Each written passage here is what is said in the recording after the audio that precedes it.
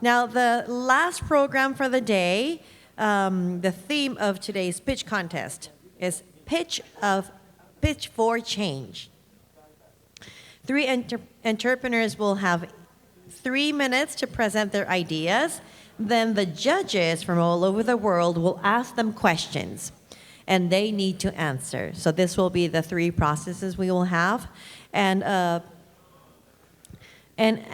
when everything is done, the judges will leave the room, this hall, to go behind to vote who is the best. All right, so let us introduce the judges first.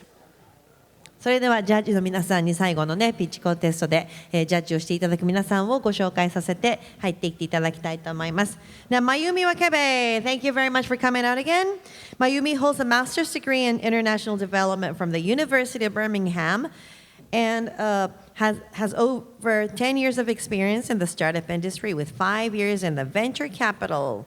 She's currently preparing for the Africa-focused fund aimed as fostering growth between Japan and Africa. よろしくお願いいたします。And next, we have Amar Singh, a leader in fintech and blockchain, serving as the head of global business development at EMURGO, contributing the growth of Cardano, who has experience at Microsoft and the World Bank and strength in strategy, development, and ecosystem building. Thank you very much for coming. And Huang, a founding partner of Good People Ventures and Good People DAO, and the CFO at Gogolook. With over 10 years of venture capital experience, he held the startup incubation program at AWS Taiwan. Thank you for coming. And one more judge we have today is John Kojiro Moriwaka. Now, John is an advisor to rapidly growing startups and venture capital firms, known for his expertise in pitch contests and public speaking. He is active in various VCs and accelerators and studied leadership and innovation at Harvard Business School. さあ、ジョンさんはいらっしゃいますか？ありがとうございます。後ろからありがとうございます。Thank you for coming behind. お忙しい中ありがとうございます。My name shows Moriwaka. Wakame is a seaweed. My name is Moriwaka, means young forest. どうも大変申し訳ございません。You can just call me Crazy John. How's it going, everyone? Good. Thank you. Thank you very much. 大変失礼いたしました。修正お願いいたします。さあ、それではですね、now we will ask the first presenter to come in. The first presenter is Chiemi Kamakura.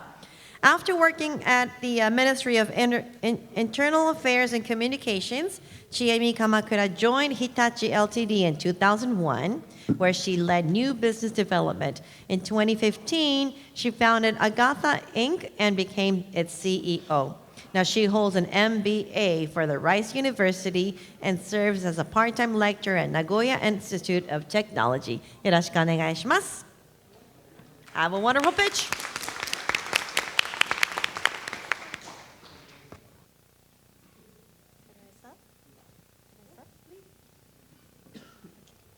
Hi everyone, I'm Chiemi Kamakura, CEO of Agatha. 70% of new drugs marketed around the world cannot be used in Japan. This is called drug loss, which is a big problem for the Japanese people. Due to the high cost and slow speed of clinical trials in Japan, pharmaceutical companies are conducting clinical trials in countries where they can do it faster and cheaper. As a result, clinical trials are not conducted in Japan and drugs are not approved in Japan. The most expensive part of drug development is the quality management cost of clinical trial, because medicines involve human. So high quality is definitely required. The cost is 760 billion Japanese yen per year. Huge amount of money and time have been spent for paper-based communication between pharmaceutical company and medical institutions. By providing Agatha a SaaS product, our business is to promote digital transformation of clinical trial operations. This can reduce cost and speed up clinical trials, leading to solution of drug loss. Clinical trials are joint project between medical institutions and pharmas. However, until now, there was no system that could be used together. Agatha is providing a service which can be used together. Therefore, Agatha has become Japan's top service, used by 39% of medical institutions and 79% of pharmas.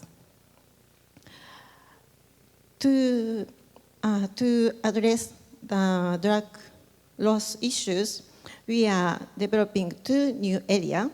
One is AI. We are developing a new AI feature that can guarantee quality with less labor and automation of drug creation as well. The second is to accelerate global expansions. Agatha is used in 16 countries. We would like to increase our overseas sales from 20% to 50% by 2030.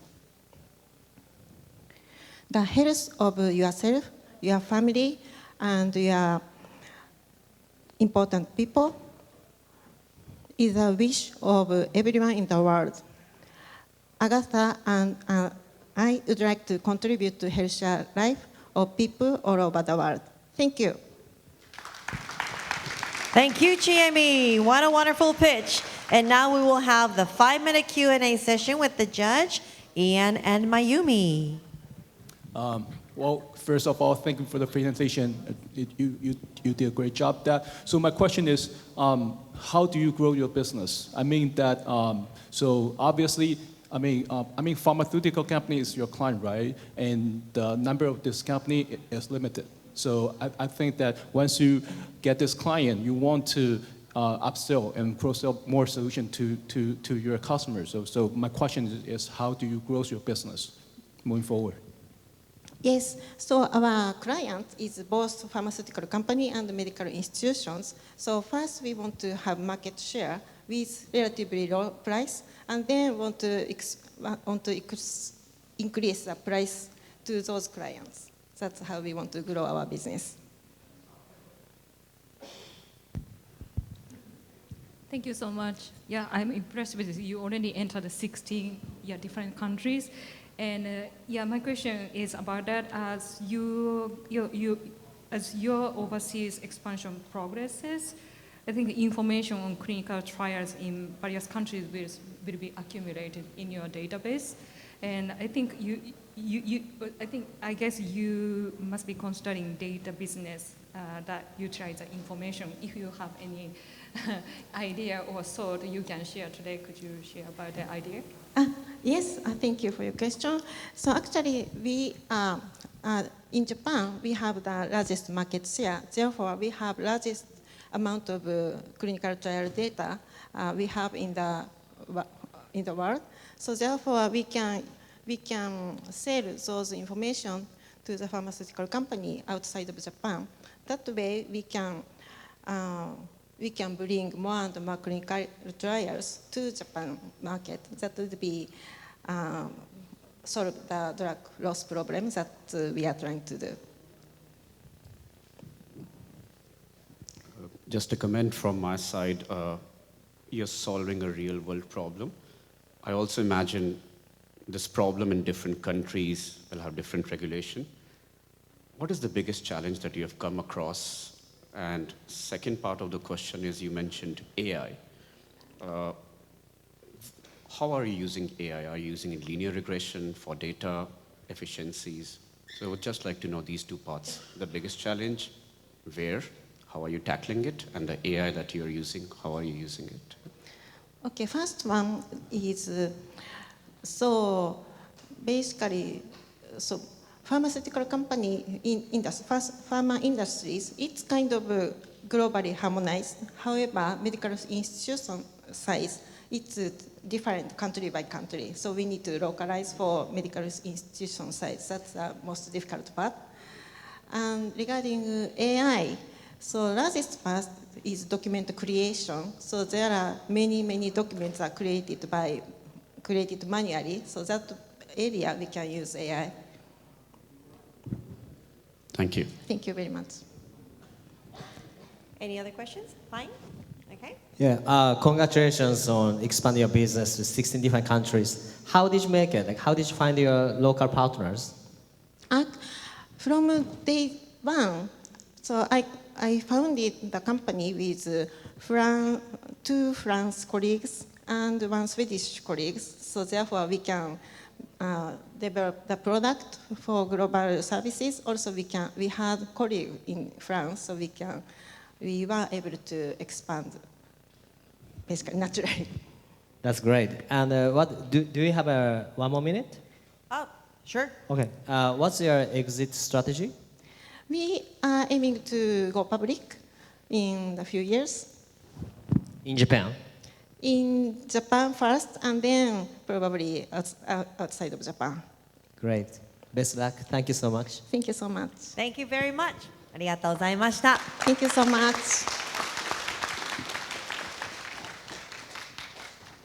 さあ、それでは続いての方です。Next, we will have Mr. Noritaka Okabe. Noritaka Okabe founded Real Unreal Inc. in 2001 and co-founded Real World Games Inc. in 2017. In 2019, he established JPYC Inc., where he currently serves as CEO. Okabe-san, take it away. Hi everyone, I'm Noritaka Okabe, founder and CEO of JPYC. Our mission is breakthrough social dilemma, and we issue Japanese yen stablecoin. Stop. Sorry. Sorry. Okay. So we are the first startup that circle USDC issuers invested in the world. And we have great 5 board members. One of them, Minasan, is former Bitflyer CEO. We have 99% share of Japanese yen stablecoin. And we have JFSA's license called Prepaid Payment Instrument for third-party business. And we will get Funds Transfer Service Provider license to issue full stablecoin.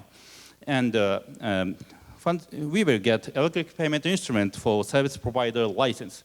With those 2 licenses, for example, if Caldown Foundation issue USDA, we can sell USDA to Japanese people. So it's very great, very important license. And we will become the first licensor of those 2. And stablecoin is very different from crypto asset. Electronic payment instruments are a kind of fiat and a kind of demand deposit. So in cash flow statement, electronic payment instrument is cash. It's very great regulation in Japan. There are a lot of stablecoin use cases. For example, stablecoin have programmability, so it is a key factor of DX. And Japanese regulation is quite smart. We can on-ramp and off-ramp, and we can exchange USDC and JPY, and vice versa. We can get the exchange fee by that kind of exchange. We have 3.5 years history of stablecoin issuer. So we have a lot of partnership with. We have partnership with MUTB and other banks or financial institutions or settlement companies. And JPY stablecoin have about 40 trillion yen in 5 years. It's a very big market. You can use JPYC without a contract with JPYC. It is very free, convenient, and very effective money. Thank you very much. Thank you very much. Okay, so now we will have a five minute of a Q&A session with Judge John and Amar. Yeah, thank you so much for your great pitch, Okabe-san.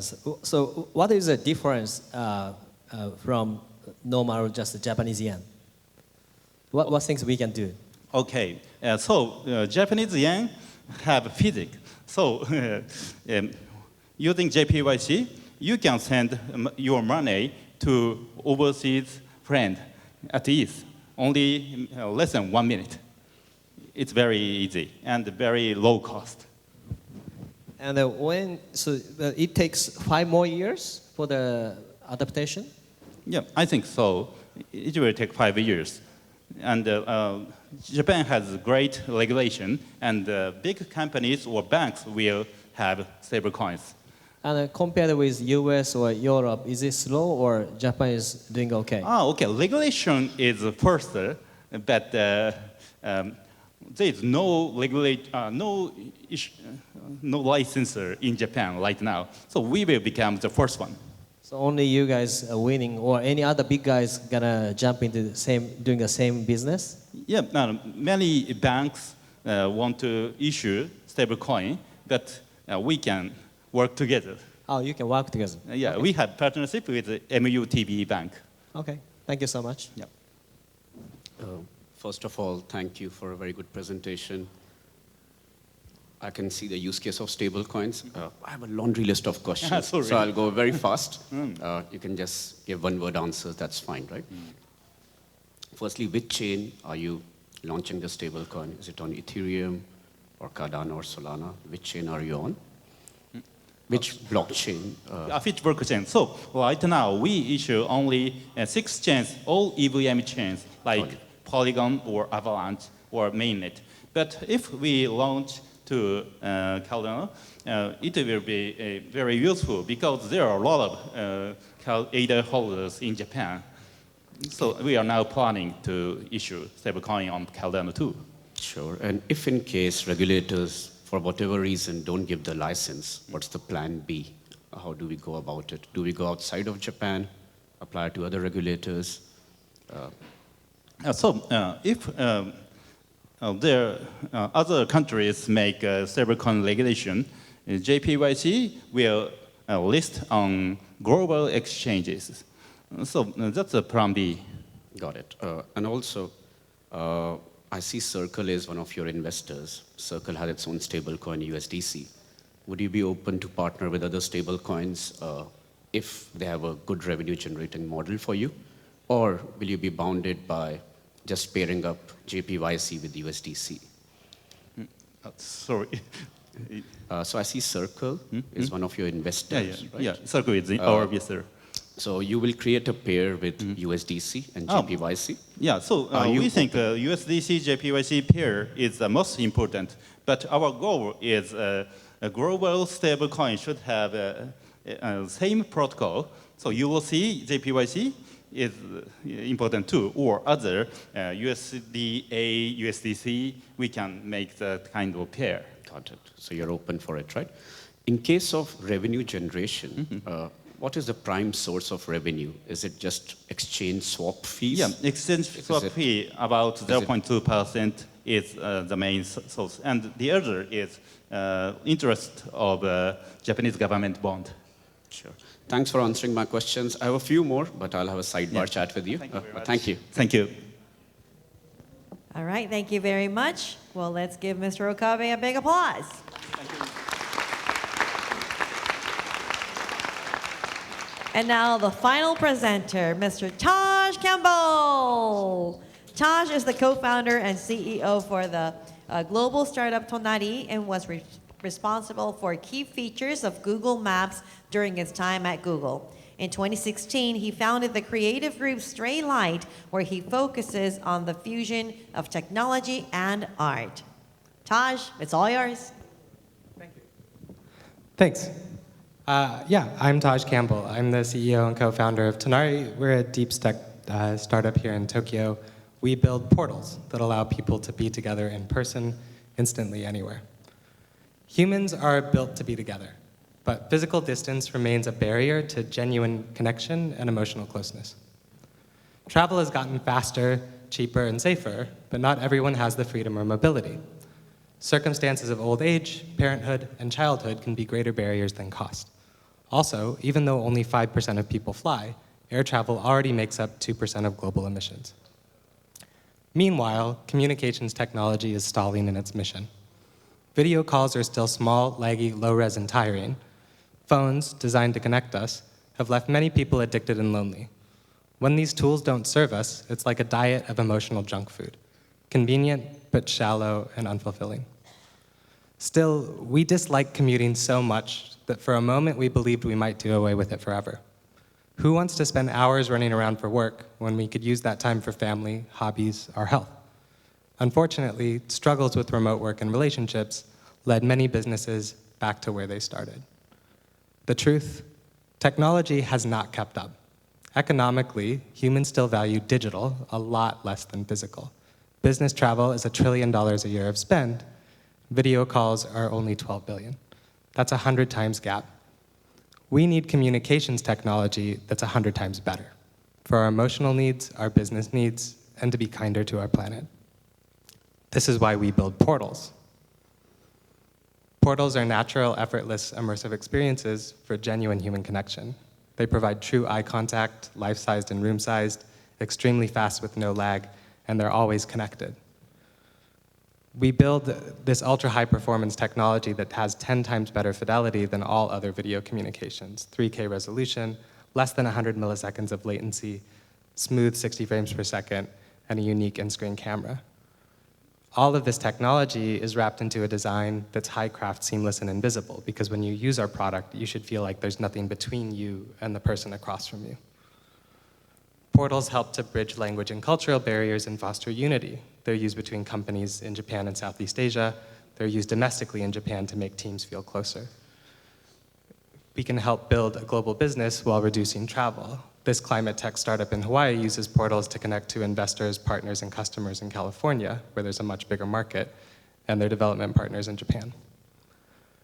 We can advance empathy in remote healthcare and elder care, connecting distant families or connecting specialists to remote places. We can form new global communities and institutions, connecting incubators and co-working spaces to develop new ideas, or connecting universities and researchers.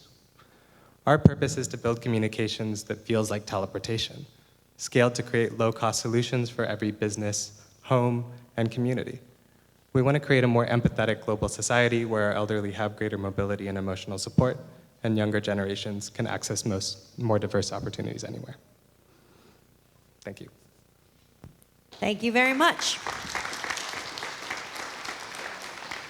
Okay, so we will have the Q&A session with Mayumi and Ian. Thank you so much, Taji. Could you explain your business model? And let's say if I have a team of 4 people, and how much it costs for us, initial cost and subscription fee, or that kind of thing. Could you explain? So our business model is we sell high margin hardware and very high margin software. So we get about 20 to 40% margin on the hardware portals, the devices that we build and manufacture in Japan and send to clients around the world. And then we have very high margin on the recurring software business. So we have a SaaS type business model. And our customers have never churned. So we have about 40 different locations that already have portals. So we have very low churn because it turns out that when you connect people in such a physical, emotional way, they don't really want to be disconnected. It feels like awkward to turn it off. So we actually have a pretty good business. Our portals today cost about half of what a typical Cisco meeting room would cost. So they're very price competitive to existing like enterprise meeting tools.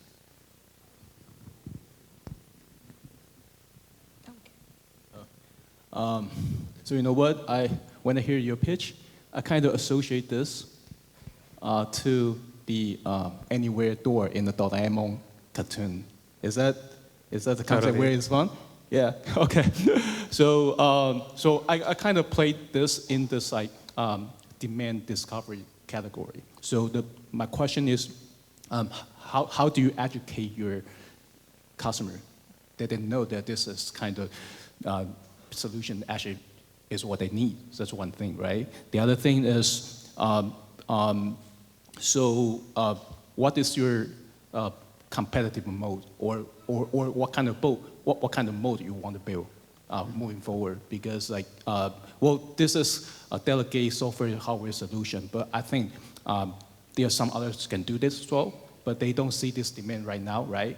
And the third is, I think there's some technical difficulty because once there's a long distance, how do you make sure there's the quality is still the same, the latency, all the spatial distortion, all the thing. So that's my 3 questions. Yeah, everything about hardware is so hard. So we're kind of learning a lot of these things as we go. You asked 3 different questions, so I have to kind of rewind a little bit. How do you educate the market? So how do we educate the market? I think one of our challenges is that we're trying to build a new category of product. So a lot of this pitch today is to try to remind you that we've kind of accepted this status quo, but things like Zoom actually don't feel that different from the way Skype felt when you used it 15 years ago. So we need to sort of invest as a society in a next generation of technology, like the same way JR invested in building Shinkansen. So how do we convince people that this can actually be so much better, that it actually allows for a different level of emotional connection than what would ever be possible on a tiny, laggy screen?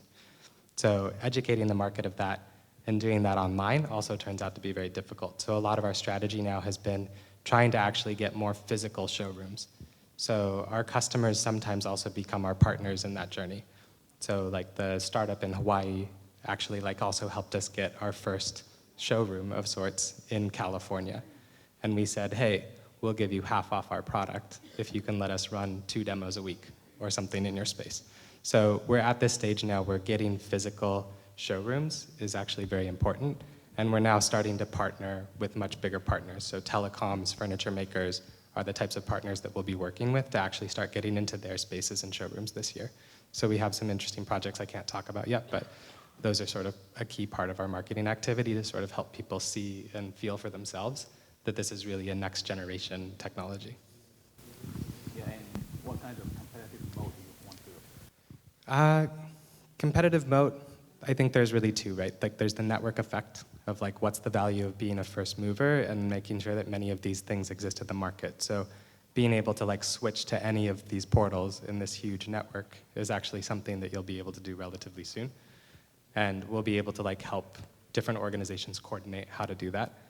The other place where we just compete is on that deep level of integration between hardware and software, which is not something that many people do in this space. So that's kind of how we have this very outsized performance lever where we're about 5 times faster, 3 times faster on almost every technical metric because we develop at that level. Thank you very much. Is all the judges okay? Okay. Well, thank you very much, Taj. Give him a big Thank you. round of applause. ありがとうございました。